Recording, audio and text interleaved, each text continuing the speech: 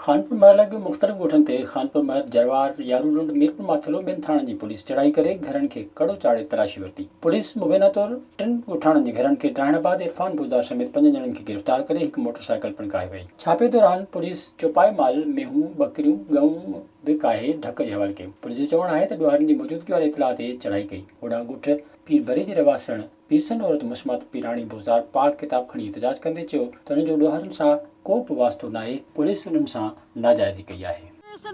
ढोर हिकिड़ो मेह सभु माल काहे ॿई पुटनि जा हिकिड़े जा 3 कन बकरियूं ले ला बकरियां मार गया सभे काहे सभे वञी थाणे छॾे हे मां क़ुरान खयूं कढ अचूं पियो अबा माल खे छॾियो माल में मोड़िया माल कुझु मरी विया आहिनि हिकिड़ो 2-3 झुकिया पिया आहिनि माल खे छॾियो माल पर यो सीर आहे। विज़िट कयो अवामी आवाज़ मीडिया ग्रुप जी वेबसाइट awamiawaz.pk